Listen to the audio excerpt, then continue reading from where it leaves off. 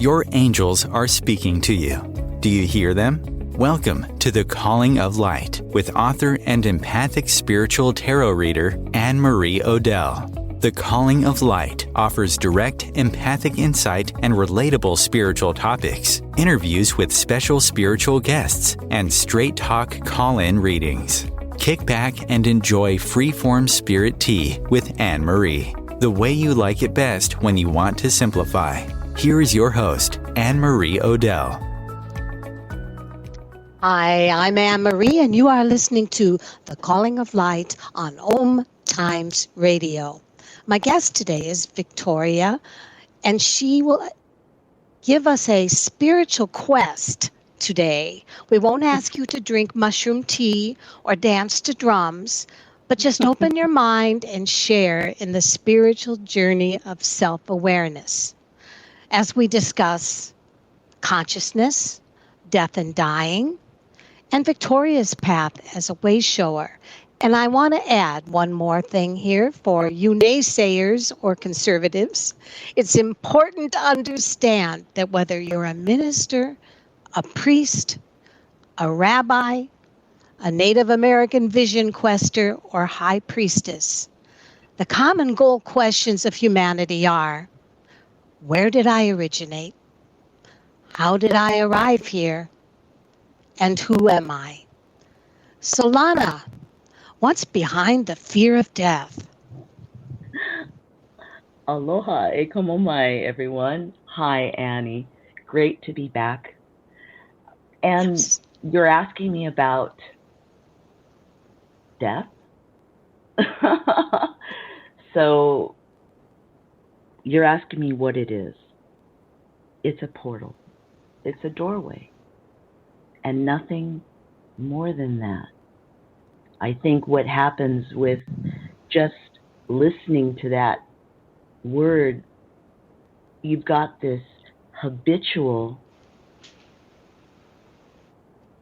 preconceived vision, impression of what that word is, and it's negative. But really, it's nature. It's part of the cycle, because if you don't shed the old, how can you make room for the new? Caterpillars do it. Snakes do it. We do it. We shed our skins. We can't grow without a part of us dying. So it's part of a natural process. And it's part of evolving to better. And our own lives are the yardstick for it. So how's that, Annie? what is it? You did great. So what or how do you feel that we originated? From a spark. From a spark. A spark of energy. A spark of energy that, and walk with me with this one, Annie, a spark of energy that was growing but wanted to know more, know other, but it only knew itself. And then it decided it would do an experiment, that it would split itself in half. And so this energy did that. And then duality was created. And then there was a separation there that it didn't like, so it came back together, and there's the mitosis. And then there was a new thing, a third thing.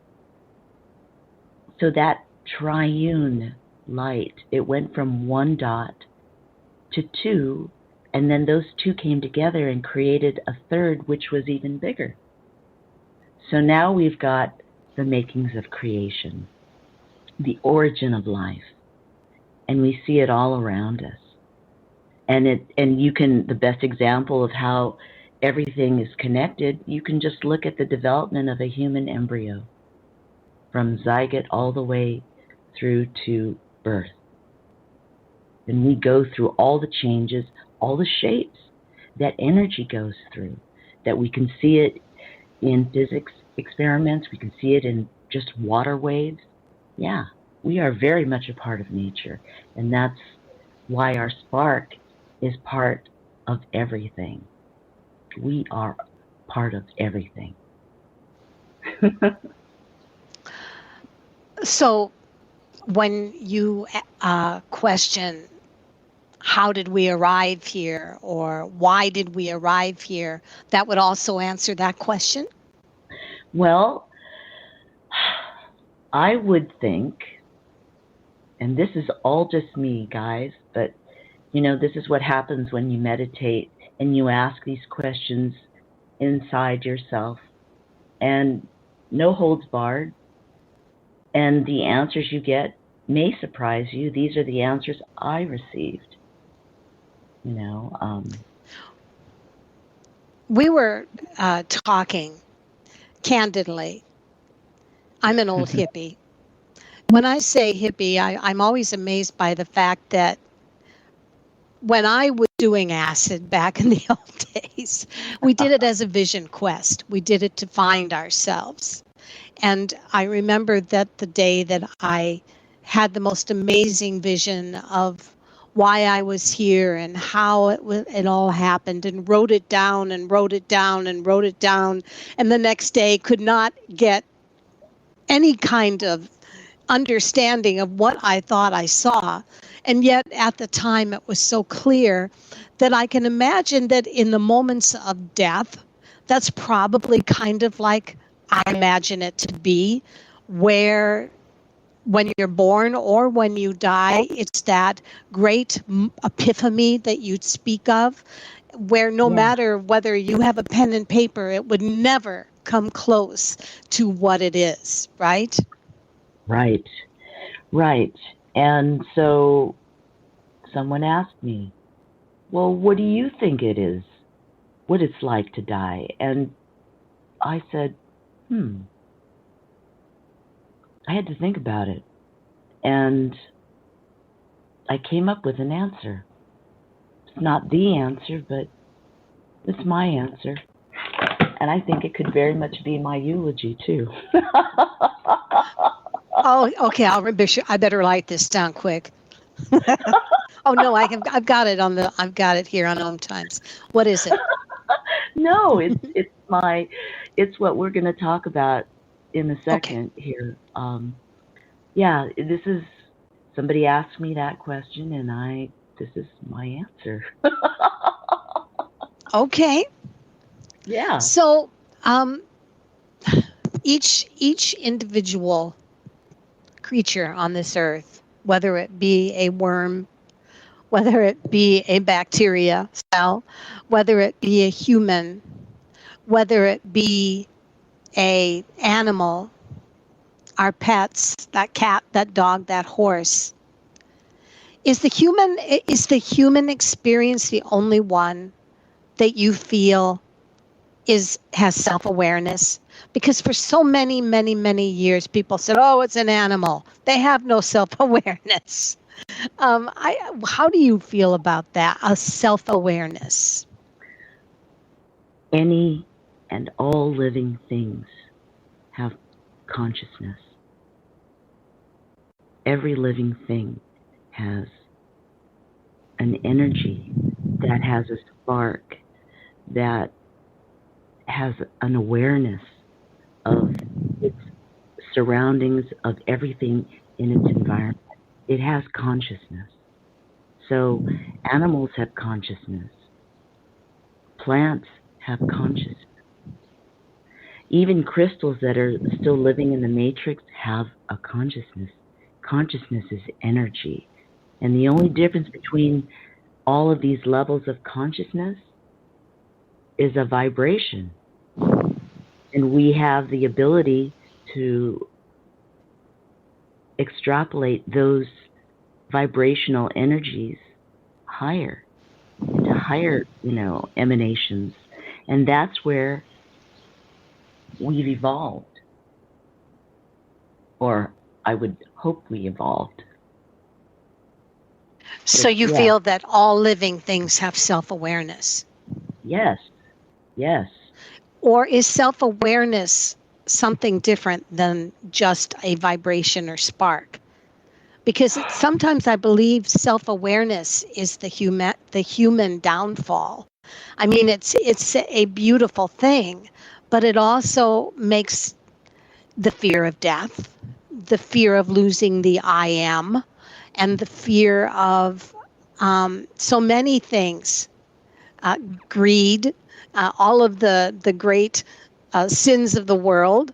It also, that self-awareness seems to be something that, combined with intellect, is a vibration and spark that I'm not sure all the times is a positive thing. But well, self-awareness to the level that the being is able to have it. So it is a different level of awareness of being, according to which life force we're talking about. So it's different for plants, minerals, animals, and humans. So humans are self-aware to the level that they allow their consciousness to be. So it's all about beingness, too. And here's the problem. We all think we're awake and aware, and yet we do things habitually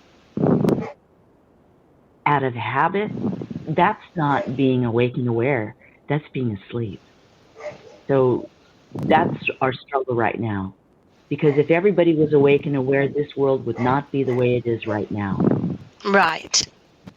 That is At least a I would fact. hope not. I would hope that that's not the awareness we would have. It would be love No, and we would peace be in total harmony with everything else.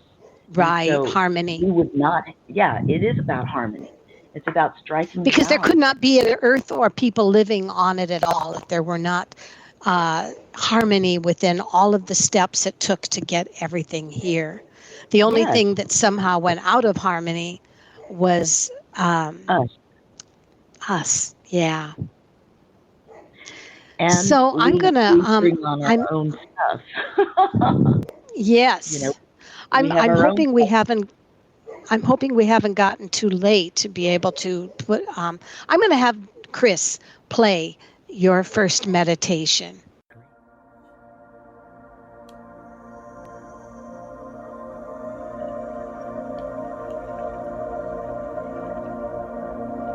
What happens when we die? Well, speaking for myself, myself.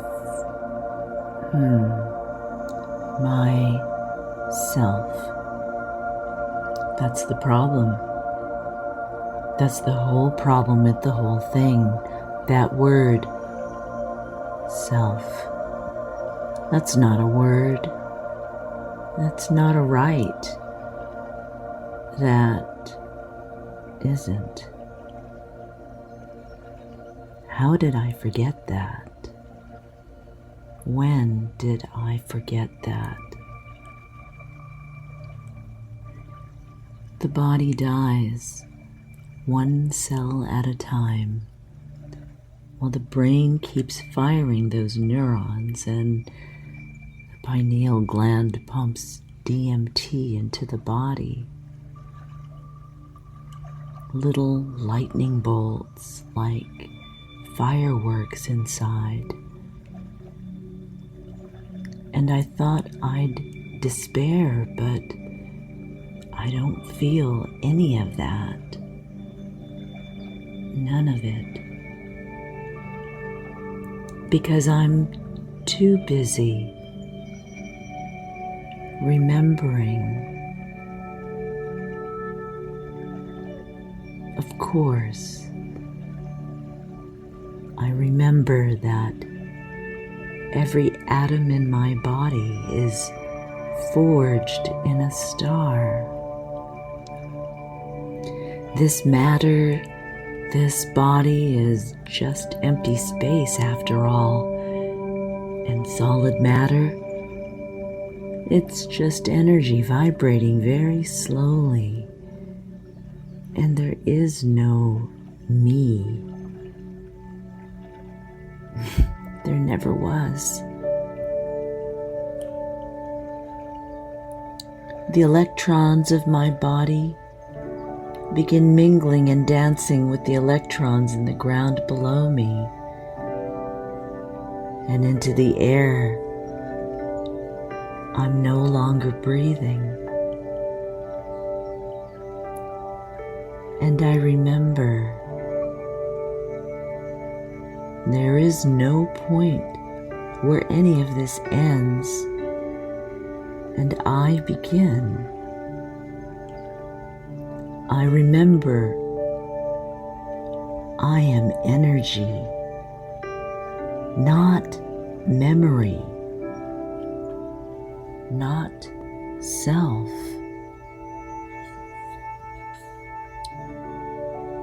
My name, my personality, my choices all came after me. I was before them and I will be after.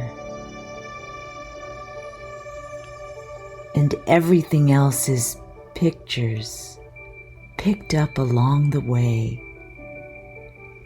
Fleeting little dreamlets printed on the tissue of my dying brain. I am the lightning that jumps between. I am the energy firing the neurons. And I am returning. Just by remembering, I am returning home. It's like I'm a drop of water falling back into the ocean of which I've always been a part. All things a part. All of us a part. You, me, your children and parents, everyone who has ever been. Every plant, every animal, every atom, every star, every galaxy, all of it. More galaxies in the universe than grains of sand on the beach.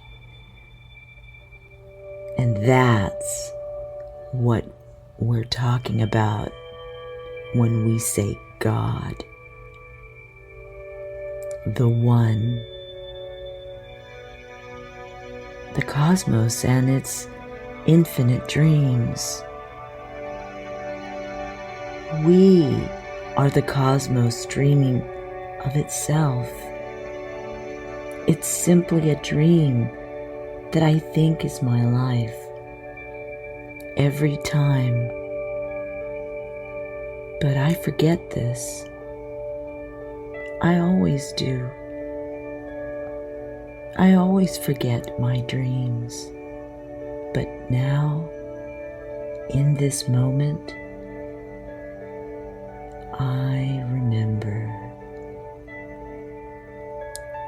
The instant I remember, I comprehend everything at once.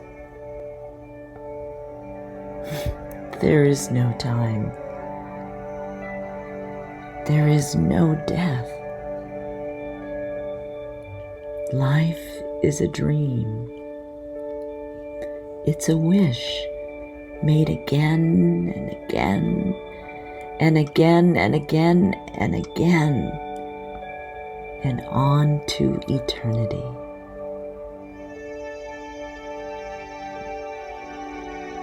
I am all of it.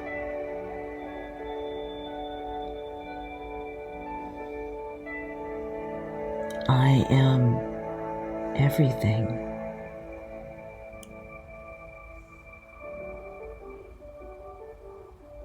I am all.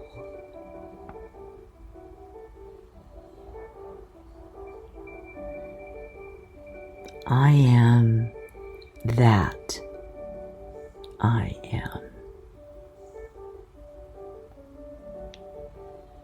In Lakesh.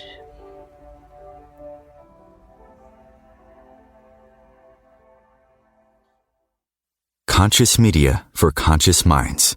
OMTimes. Ascending Hearts is no ordinary dating site, but a spiritual dating site with a purpose, to link you with your soulmate. We engineer the serendipity so you can trust that you will attune with someone that has the same matching vibration as you. Ascending Hearts, the conscious dating site for the spiritually aware. Try Ascending Hearts for free. AscendingHearts.com. Hi, my name is Anne-Marie Odell, and thank you for inviting me in for tarot and coffee. I offer 37 plus years of accurate, honest tarot channeling. Spirit comes through me as a feeling, an inner knowing. I call it the angel frequency. As you say your first name, I close my eyes and shuffle my well-worn card as I go into a deep calm. By phone, Skype, or Zoom, contact me at thecallingoflight.com. This is Kathy Beal, host of Celestial Compass, featuring astrology you can use. Celestial Compass points you to what's going on in the sky and what you can do with it down here on Earth. We also explore fun, effective, and cosmic tools for navigating this adventure we call life. Join me the first and third Monday of the month at 5 p.m. Eastern Time for Celestial Compass. It's enlightening, entertaining, and empowering. If I could be you, and you could be me, for just 1 hour, if you could find a way to get inside each other's mind, walk a mile in my shoes. Walk a mile in my shoes. Walk a mile in my shoes. We've all felt left out. And for some, that feeling lasts more than a moment. We can change that. Learn how at belongingbeginswithus.org. Brought to you by the Ad Council. Walk a mile in my shoes.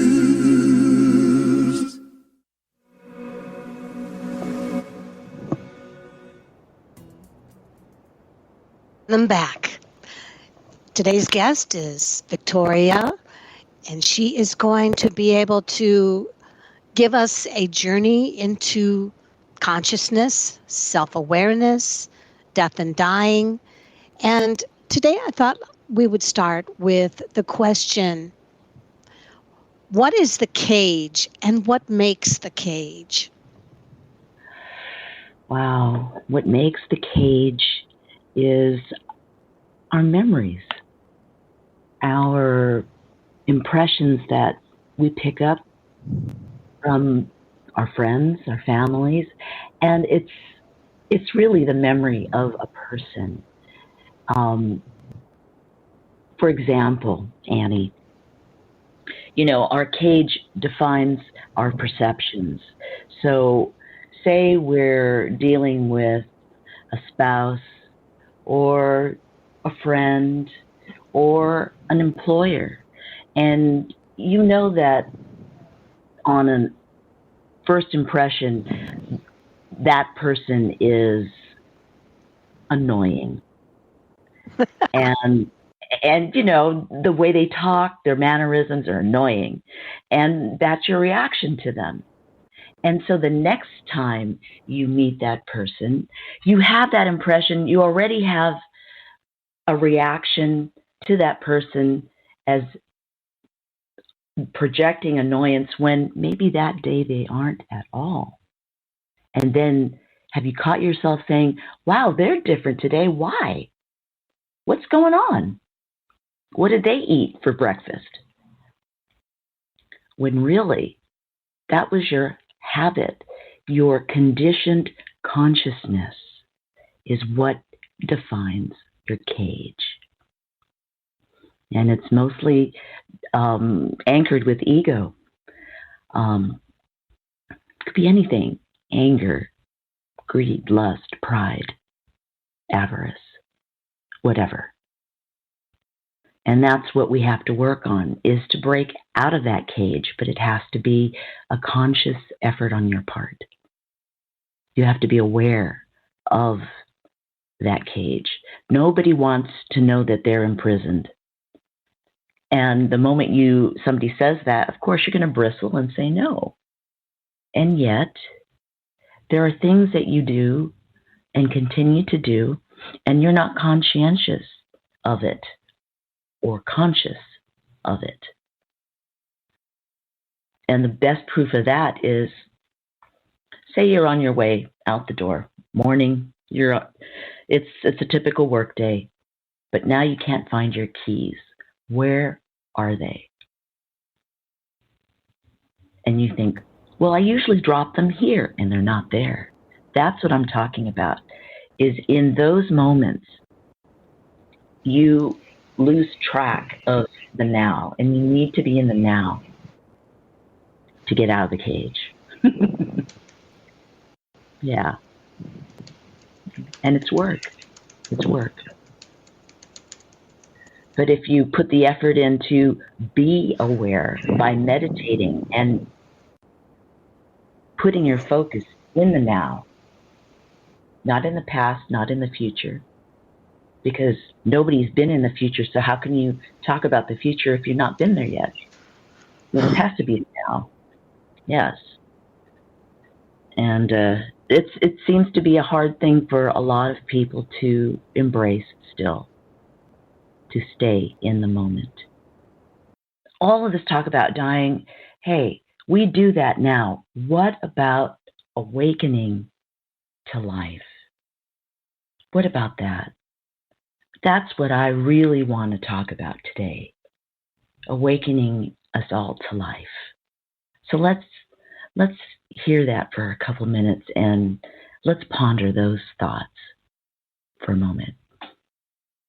What I want to encourage for you as the listener is to learn now how to listen, to actually listen, as if for the first time you're hearing what this teaching is. I'm asking you to listen with your soul, with your being. In this teaching, we talk about the being. You'll always hear this word, the being, the innermost. Sometimes we say spirit, and this is another one of those terms that we take for granted and fail to truly comprehend what it means. To listen with your being, with your consciousness, means that you have an open mind, a mind that isn't clouded, that isn't comparing, isn't stressed, excited, fearful, and anxious, but rather serene, open, and receptive, calm, and capable of learning something new. These teachings are a path to life, to living, l'chaim, to life, which is that famous greeting or cheer from the Jewish tradition. That phrase is very meaningful because that idea or concept, to life, is the basis of all the scriptures in Judeo-Christian tradition. It's about discovering and entering the path to life, to living. It also implies that we are not yet living. And this is a profound truth. If we're to realize that truth, we wouldn't live how we are living right now. And the problem that we have is that we already think that we're living. We think we're already being when we're not. We have what we call in this tradition a conditioned consciousness, what in Scripture is called a state of sleep. That's right, sleep. And this is why throughout the Scriptures we find this call made by the masters to awaken the soul, to be alert. That awakening isn't a theory. It's not a concept. It's not philosophical or a matter of debate. It's something that one experiences, not in the past and not in the future, but right now. To be awake is to be conscious of this moment, of everything that one can perceive to the limits of that perception, and to push against those limits to expand them. And stated simply, this is the purpose of all religions, to expand the consciousness, to awaken it, to bring it out of the dust of the earth so that it can rise back to where it belongs, which is with divinity, with purity, and the absolute.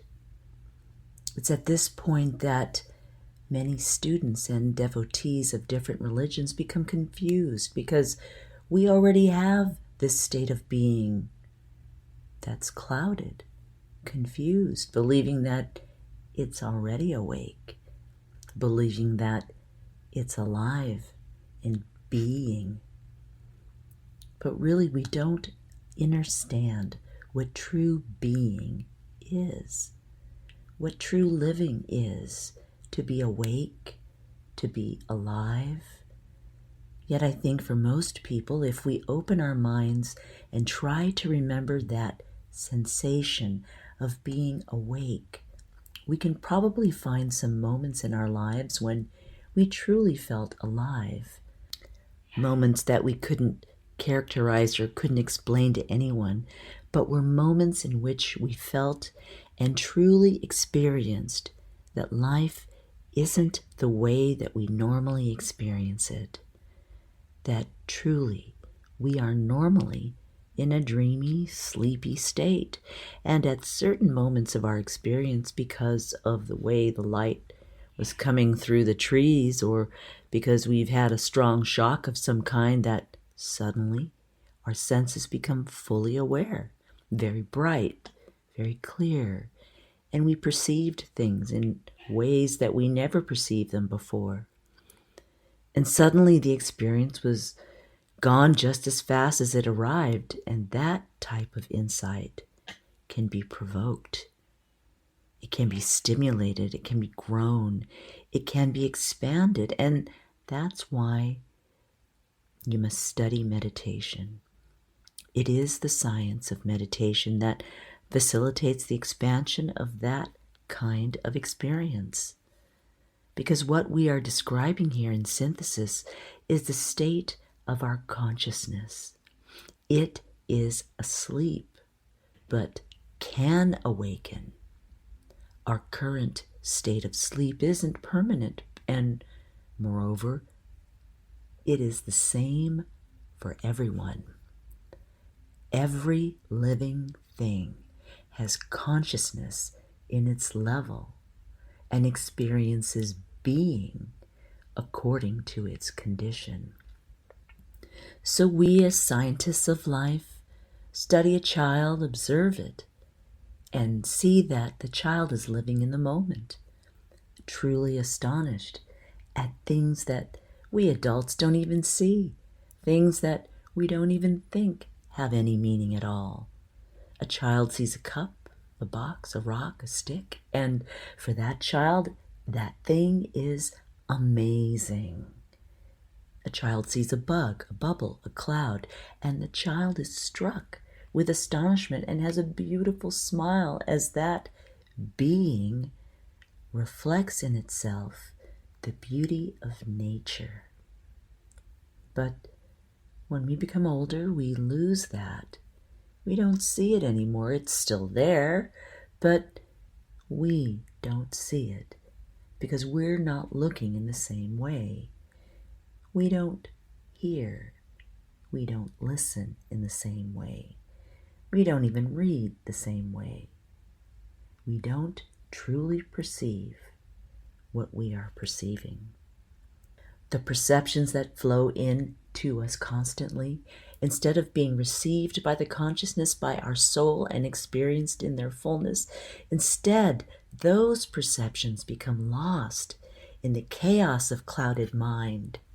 Our memories, by our past and everything that we see and hear and read and think and feel, we don't really see where we are.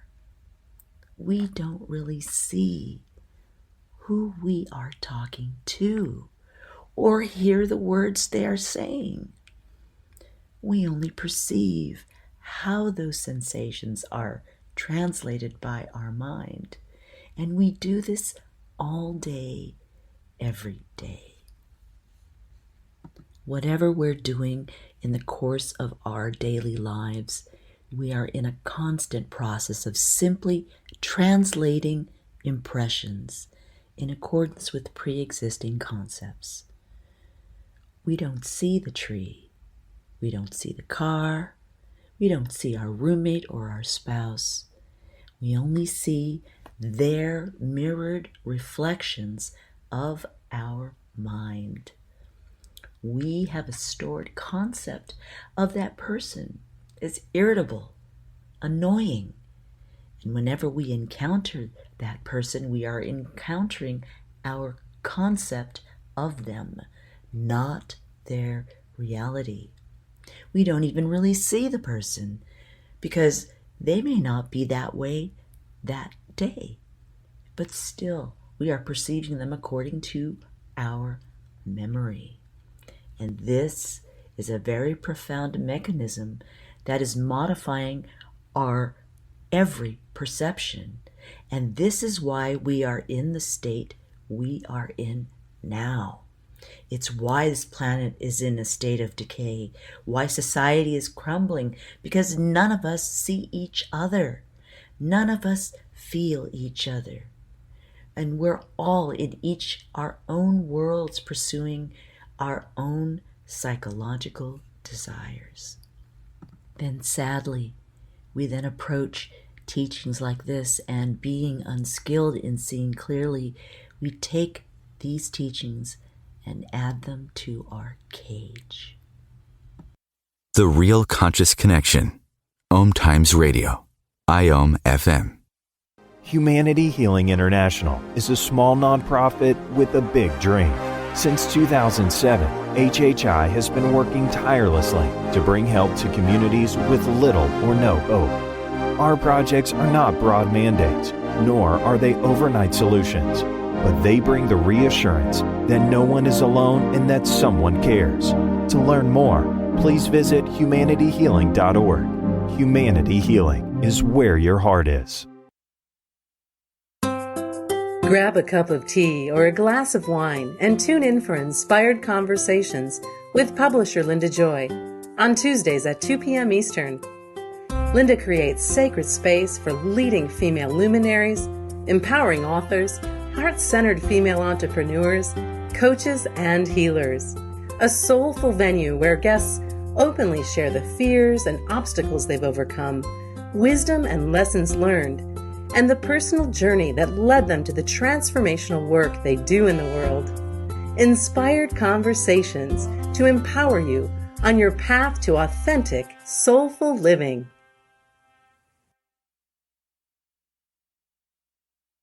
You came across someone struggling with hunger. How would you recognize them? Would you notice an 8-year-old girl who's not excited for summer break because she may not be having lunch again until September? Or a war veteran who's having a hard time landing a job and getting back on his feet? I am the 1 in 8 Americans who struggle with hunger. I am hunger in America. Hunger can be hard to recognize. Learn why at IamHungerInAmerica.org. Brought to you by Feeding America and the Ad Council.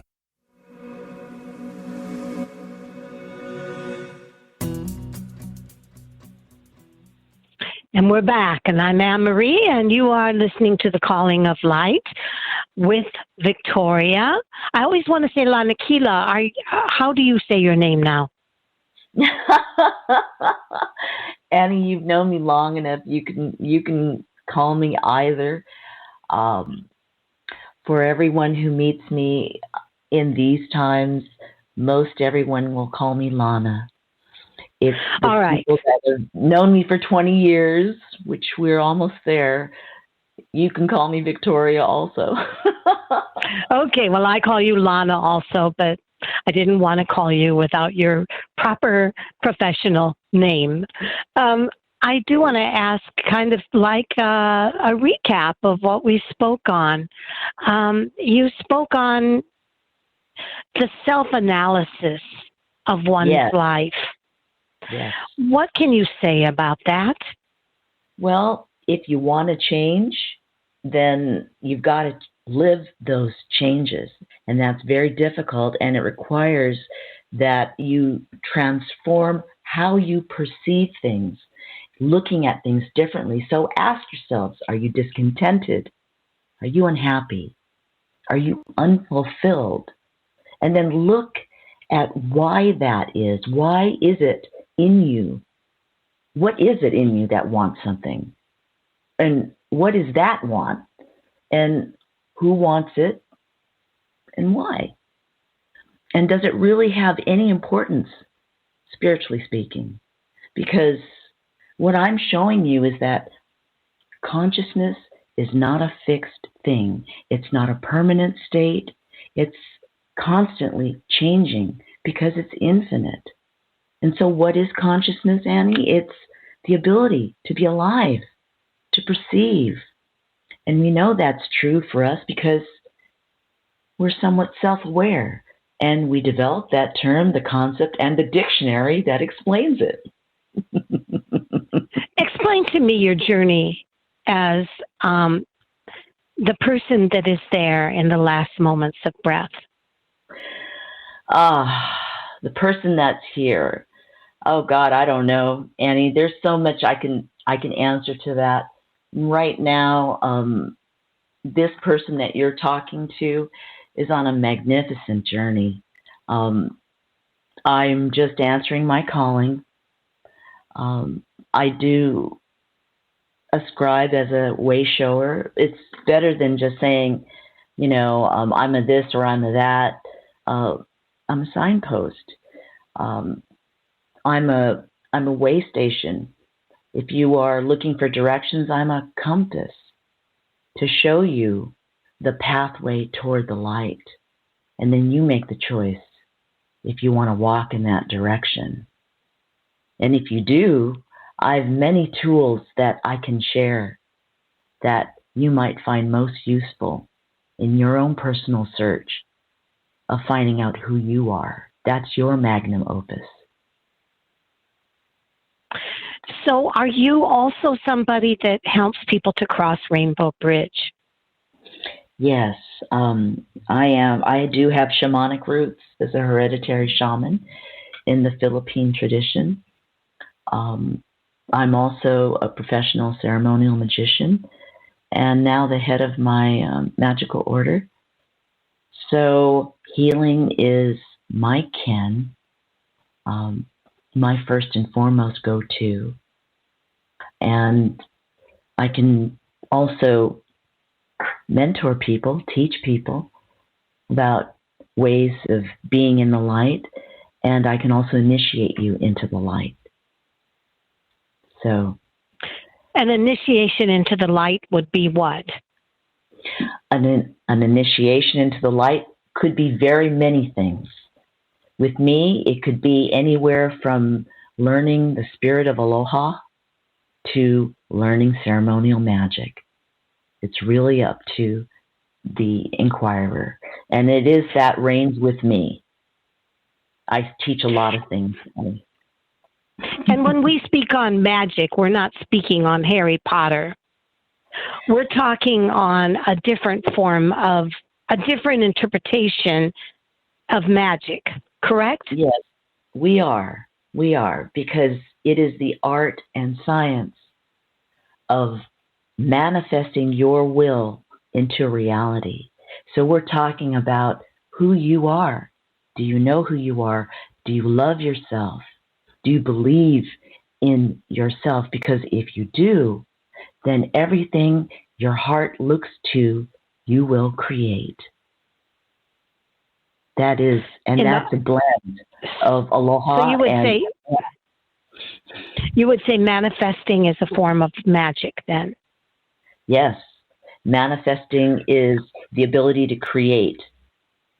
Got it. And we all have it. We all have that ability, Annie. We just have to focus and use the right. And believe we do. We believe we do. There are those, but what do you say to people who oftentimes have a specific? I often get calls from people that say, I have been spending day and night praying and manifesting that Harry is going to love me. I personally see that we have to be cautious about what it is that we are trying to manifest. Am I right on that or not? Oh, yeah. Well, because here it is. Here it is. We're talking about awakening the consciousness to life, right? Here it is. Mm-hmm. The consciousness can't be awakened by any physical mechanism. It can't be awakened forcibly by any mechanical tool of any kind. And then the other thing about it is that, well, of course, before I go on, that means you can't just go to the internet or in the store, buy some device that lights up and tells you, hey, you're awake. I mean, it's a joke, but that's really what it is. And then the other thing is that it also means that no physically repeated pattern can awaken consciousness. You feel me, people? Prayer and only prayer without more will not help. Mantra will not awaken your consciousness. And you know what? That's difficult for a lot of people to accept. Well, explain that to me. Okay, well, many people believe that if I do this mantra 100,000 times, my soul's going to be liberated and I'm awake. But that's a fallacy, and it's not true, because look, many people think that if I go to this school, this group, do this ritual, give this amount of money to this person, I'm going to get my astral body and I'm going to get my kundalini going and I'm going to awaken and I'm going to become an angel. Now listen, it's I. That's an ego. Too much I. Those are lies. Too much I. Yeah, there's too much I. But you manifest. But the idea of manifesting is often based on the I, isn't it? I mean, if the I didn't want it, they wouldn't be manifesting it. But there's the rub. It's the wrong I. The wrong I. Okay, tell me what the right I is. Come on now. What's the right I? The right eye will show you the light, the righteous way, which really doesn't have a choice. You know it in your heart. You know it in your gut. When you choose other, it's because you want to be bad. You just want to do that. You want to go off the path because you're bored. That's really what happens, and so you have to think for yourself, where are you? Who are you? And that's what makes the work difficult. And a lot of people have a hard time being honest with themselves because they can't look at themselves in the eye. So here's my exercise, Annie. Next time you meditate, don't close your eyes and have a mirror in front of you. And I want you to look into your own eyes. And I want you to see. Be honest with yourself. Who are you? And then all those questions will have answers. And they're going to come from the greatest place within you. That's where they should come from. So, well, and also, but I'm also remembered listening to your previous meditation that speaks on the filters we all have. Maybe you didn't say that word, but we all see through a specific filter that judges or that perceives that person that's a nuisance and we never give it a chance, or that situation we've already surmised as what we want without necessarily asking ourselves, really, as life goes on in the different stages, is a humongous 20,000, or that's nothing, $120 million house, really what we want. You know, I mean, there begins to be dreams. There begins to be rock star posters on our cerebral wall that become outdated. But we get stuck into the pattern of saying, I'm manifesting, without really common sense. Would you say? Yes. And that is the problem. And we really have to come to grips with our ego. Our ego is important for the body to continue, but it's not the one calling the shot. It should not be. Okay. Well, we need to be going here, and I just want you to know I love you, and thank you, everybody, and thank you, Lana, for being with me today. Glad to be back. I know that, yes. I'm afraid that I don't have some of my mechanisms for being able to. Okay, we have 3 minutes left, so I'm going to have you tell me what your website is and how people can reach you. Everyone, I would love it if you would visit me at spreadaloha.net. That is the home for Halau Ahahui Lanakila, my home school. You can also check us out online at the Temple of Horus Bedeti at Horus Bedet, H-O-R. But could you say that again, the horse of spaghetti? Yeah, Horus Bedet.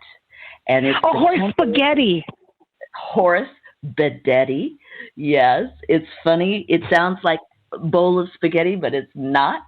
It is our magical school. That is at Horus, HorusBedet.com. And then there's one more place, but I'll save that for the next time we talk, Annie. Yes, and hopefully my internet will not close down on me. Everybody, thank you for being a master teacher and for taking over when I dysfunction. And I will be back again next week. No, not next week, not the last week, but starting the first week of August. Can you believe it's almost August? I can't believe this year is almost over. Wow. I know. Oh. Well, I want to send blessings and light to everybody. And again, remember, we have to work on Lana's teachings today and know that what would your last words be, my love? O Kamala Maluhia Ome Oe. Hey, peace be with you all. I love you. Aloha. Sounds good.